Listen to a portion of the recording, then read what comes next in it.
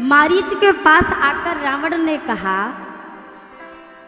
ऐसी ऐसी बात है, सहायता करनी है और तुम्हें मेरी मदद करनी होगी। मारीच ने कहा, क्या बोला? कौन? अयोध्या के राजकुमार? क्या उनका नाम राम और लक्ष्मण है? रावण ने कहा, हाँ। मारीच ने कहा, अरे रावण, मुझे तो बिना फल का बाण मारा था तो समुद्र के किनारे आके राम राम जप रहा हूं, और उनके पास जाऊंगा तो प्राण बचेंगे क्या?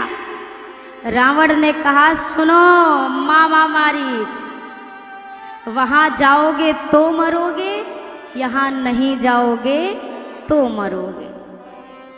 मारीच सोचने लगा, इस पापी के हाथ से मरने से तो अच्छा है राम जी के हाथ से मरे, जहां मौत भी पाने का कष्ट ना हो, ऐसी जगह जाकर मरूं तो ज्यादा अच्छा है। चलता हूं। रावण के कहने पर मारीच चले और बना क्या मारीच? सोने का हिरण। और आपको मैं निवेदन करूं कि मैया जानकी जो अभी राम जी के साथ हैं, ये वास्तविक सीता जी नहीं हैं। तुम पावक मह करहु निवासा, जब लगे करहु निशाचर नाशा। हे वैदेही, हे सियाजू, जब तक मैं इस धरती पर निशाचरों के संहार की लीला कर रहा हूं, आप अग्नि में जाकर निवास करो। तो ये साथ में कौन है? ये मान के चलिए माँ का प्रतिबिंब। जैसे एक ओरिजिनल कॉपी हम डॉक्यूमेंट का रखते हैं, एक जीरोक्स कॉपी है, तो बस वही समझिए, ये मूल माँ नहीं है, ये केवल और केवल एक छाया है। क्योंकि मेरी वास्तविक सीता मैया को तो छूने की सामर्थ्य भी रावण में नहीं है, छुएगा भी तो भस्म हो जाएगा। मारीच चला, सोने का हिरण बना है, सोने का हिरण। सीता जी ने देखा, अच्छा ये असली सीता जी तो है नहीं, ये माया की सीता जी हैं। माया की सीता जी आज माया के मृग की मांग कर रही हैं। सोना, माया सोना है इसके आगे यह जगत खिलौना, कितने लोगों को जीवन भर सोने दिया ना सोना। जब अलमारी का सोना ज़्यादा होता है ना, तो बेड वाला सोना खत्म हो जाता है, उठ उठ के चेक करना पड़ता है कि ना है। ये तो एक रात की जा रही है, और कहीं ना है गलती से तो कई साल की चली जाती है। बैलेंस हो दोनों का, ये आया है। और जैसे राम जी के पास पहुंचा है, माँ ने भेजा मांग की, राघव जी धनुष बाण लेकर चल पड़े। अब मारीच की नियति देखिए, भागता आगे है, देखता पीछे है, फिर भागता है, फिर रुक कर देखता है। राम जी ने कहा, अरे मारीच, तुझे भागना है तो भाग ले, रुकना है तो रुक जा। थोड़ा भागता है, थोड़ा रुकता है, थोड़ा भागता है, थोड़ा रुकता है, ऐसा क्यों कर रहा है? या तो भाग जा या तो रुक जा। मारीच ने कहा, सरकार क्या करूं, मेरा भाग्य मुझे भगा रहा है और मेरा भाव मुझे रोक रहा है। ये मेरा भाग्य है कि नहीं भागूंगा तो रावण मार देगा, और ये मेरा भाव है, अरे मारीच मरने से पहले एक और बार दर्शन कर ले। तो सोचता हूं एक बार मुड़ करके अब राघव जी अपने बाण छोड़ेंगे और मैं मर जाऊंगा, मरने से पहले एक और बार, एक बार चले आओ, फिर आकर चले जाना। कितनी हल्की सी तो बात है। भगवान ने कहा ठीक है आ जाऊंगा, बस एक ही बार आने ना। बोला आओ तो सही, आओ तो सही। जाने नहीं देंगे तुम्हें, तुम जाके तो दिखलाना। आओ तो सही, आने के बाद रोकना कैसे है वो मेरी रिस्पॉन्सिबिलिटी है। आना तो पहले आ तो जाए, आने के पहले ही धमकी दे दूं आपको 25 दिन के बिना जाने नहीं देंगे, मेहमान कहेगा दूर ही ठीक है, 25 दिन छोड़ेगा ही नहीं। मेहमान घर आ जाए फिर इतना प्रेम दो, इतना प्रेम लुटाओ कि मेहमान भी कहे भाई थोड़े दिन तो तेरे घर और टिक के जाऊंगा मैं। भक्त यही बात कहता है। और अब मारीच ने दर्शन किया, बाण लगा राघव जी का, जैसे बाण लगा जोर से चिल्लाया हा लक्ष्मण, और प्राण के निकलते निकलते अंतिम श्वास में बोला हा राम, और कहकर शरीर छोड़ दिया। इधर लक्ष्मण जी आ गए मां के कहने पर, और इधर लखनलाल इधर आए, रावण उधर पहुंचा। रावण ने जब मां का हरण किया, पुष्पक विमान में बिठाकर ले जाने लगा। धन्य है भारत के ये पक्षी, आज रावण दशानन से बैर ले लिया पर पीछे नहीं हटे अपने धर्म से। जटायु जी पहुंचे, रावण ने कहा अरे ये बूढ़ा जटायु मेरा क्या बिगाड़ेगा। खड्ग निकाली, दोनों पंख काट दिए, जटायु जी धरती पर आ गिरे। पंख कटे हैं, पीड़ा हो रही है। मृत्यु देवी आई, हाथ जोड़कर खड़ी हैं, प्रभु अब चलो।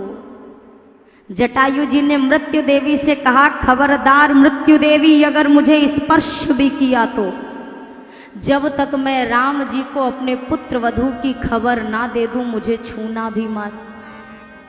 ये इतिहास में दूसरी बार ऐसी घटना है। एक घटना जो हम जानते हैं, भीष्म पितामह जी ने इच्छा मृत्यु मिली है, और एक ये जटायु जी हैं, ये भी अपनी इच्छा से मृत्यु प्राप्त करेंगे। दोनों में बड़ा फर्क है, और वो फर्क मैं आपसे अभी चर्चा करूंगी।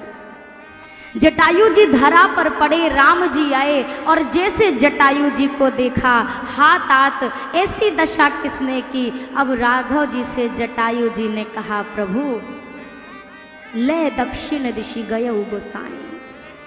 वो दुष्ट रावण पुत्र वधू को दक्षिण दिशा की ओर ले गया।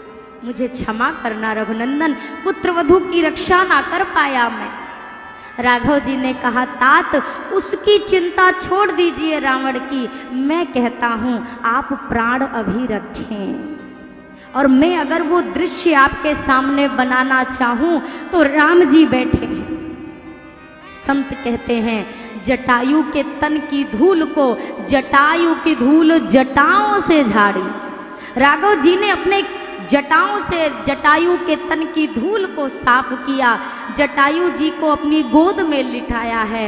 राघव जी रो रहे हैं, भगवान रो रहा है। जटायु जी से कहते तात एक पिता का हाथ उठ चुका है, अब आप हमें अनाथ ना करो, अभी प्राण रखो। रोते रोते भगवान ने ये बात कही। भगवान रो रहे और जटायु जी मुस्कुराते हुए बोलते हैं नाथ, व्यक्ति मरता है तो तरसता है कि एक बार मुख पर राम आ जाए, और मैं तो राम की गोद में अपना शरीर छोड़ रहा हूँ, फिर संसार में और क्या पाना बाकी है जो पाने के लिए जीवित रहूं? क्या बचा है पाने को? अब दृश्य दोनों आप थोड़ा सा मिला कर देखिए। मैं दोनों दृश्य आपके सामने रखने जा रही हूँ। उधर भीष्म पितामह बाणों की शैया पर पड़े थे, बाणों की शैया है, भीष्म पितामह उस पर पड़े हैं, कन्हैया सामने खड़े हैं, सामने खड़े हैं कन्हैया। भीष्म पितामह रो रहे हैं, कन्हैया मुस्कुरा रहे हैं। यहाँ जटायु जी हैं, ठाकुर जी की गोद की शैया है, जटायु जी मुस्कुरा रहे हैं, भगवान रो रहे हैं। कहने का तात्पर्य जो धर्म के साथ रहता है उसे भगवान की गोद रूपी शैया मिलती है, जो अधर्म का साथ देता है उसे बाणों की शैया का सामना करना ही पड़ेगा, उसे बाण की शैया मिलती। आज जटायु जी को भगवान की गोदी मिली है, न रोए वन गमन में श्री पिता की वेदनाओं पर, उठाकर गीध को निज गोद में आंसू बहाते हैं। यही सब ग्रंथ कहते हैं, यही सब वेद गाते हैं, न जाने कौन से गुण पे दया निधि रीझ जाते हैं। भगवान जाने उनको क्या अच्छा लग जाए, उनसे बस अपने मन को पक्का करके जोड़े रहिए। ये विश्वास रखिए, ये मूर्ति नहीं है, ये कोई विग्रह नहीं, ये मेरा लाल है, ये भगवान है। ये वैसे ही है जैसे हर एक व्यक्ति है जो मुझसे बोलता है, मेरी परवाह करता है, मुझसे प्रेम करता है, ये भी वही है। इतना मानकर अपने जीवन को इनके साथ बिताइए, अवश्य वो आपको प्रेम अनुभव में आएगा, जिस प्रेम की मैं आपसे 8 दिनों से चर्चा कर रही हूँ, जिसकी चर्चा 8 दिनों से कर रही। जरूरी नहीं प्रार्थना ही अच्छी लगे, जरूरी नहीं है। गोपियों की गाली में भी बड़ा आनंद आता था इनको, और जरूरी नहीं है कि अर्चना वंदना ही अच्छी लगे, जरूरी नहीं कि 56 भोग ही भाएं। कर्माबाई की खिचड़ी भी बड़े चाव से खा लेते, वो भी बिना नहाए धोए बनाती थी कर्माबाई। मंदिर में देखा 12 बजे भोग लग रहा है। अब कर्मा मैया का भाव क्या, कर्मा मैया ने ऐसे मंदिर में देखा इतनी लेट से भगवान को भोग लगता है, ऐसे खिलाना पिलाना इतना विलंब। कर्मा मैया ने बस वहां से खड़े खड़े कहा, सुनो ठाकुर जी, आज से ना सुबह सुबह का नाश्ता सुबह सुबह बाल भोग करने हमारे घर आ जाना, ये मंदिर वाले बहुत देर से खिलाते हैं। इतना ही बोला, और माँ का विश्वास देखो, दूसरे दिन भोर में ही उठी, ना नहाई ना धोई, ना चूल्हा ना चौका ना आंगन साफ ना झाड़ू लगा, सीधा अपने रसोई घर में गई और खिचड़ी तैयार कर दी। अब इस विश्वास से बैठी है वो आएगा। छोटे से गोपाल जी आए, मैया जल्दी दे दे, बड़ी भूख लगी है। ये नियम बन गया, और धन्य है कर्मा मैया, उन्हें तो आभास तक नहीं कि मेरे साथ वो हो रहा है जो जगत में अनूठा है, नहीं होता औरों के साथ।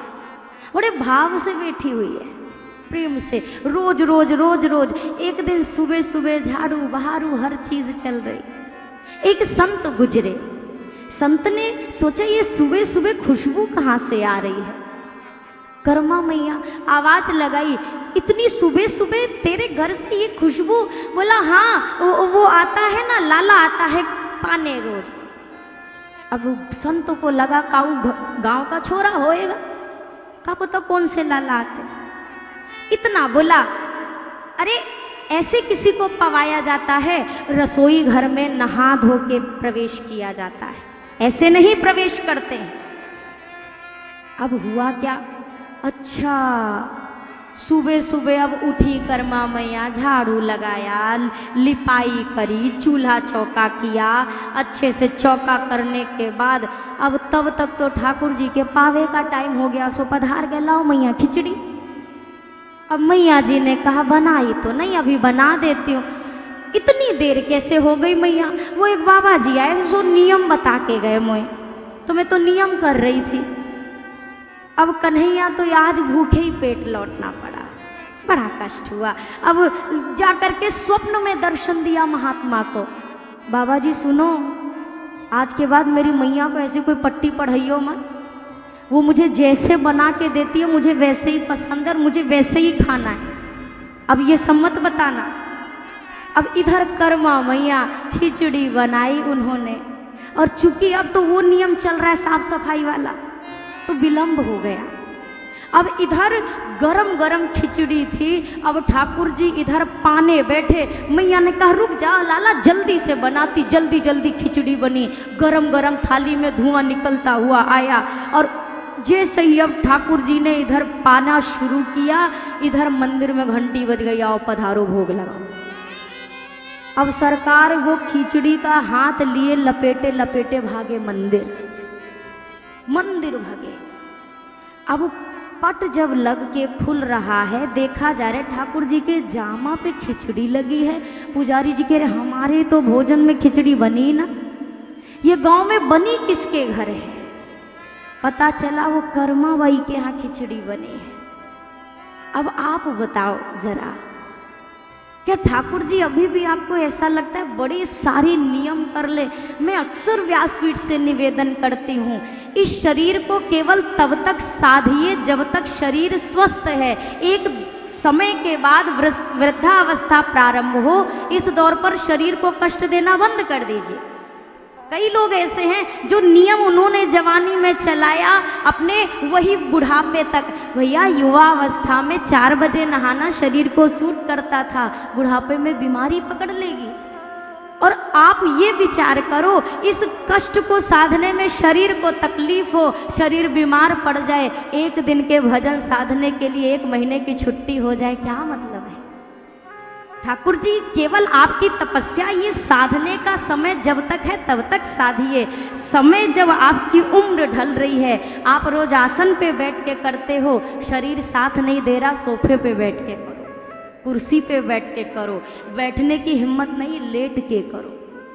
आपका करना मायने रखता है, कैसे कर रहे हैं ये मायने नहीं रखता है। बहुत अच्छा कर रहे हैं, मन में कोई भाव नहीं है, उस किए गया का भी कुछ मिलने वाला नहीं है। बहुत बुरा कर रहे हैं, मन में पूरा विश्वास है, तो वही आपको बेड़ा पार करने के लिए काफ़ी है, बहुत है।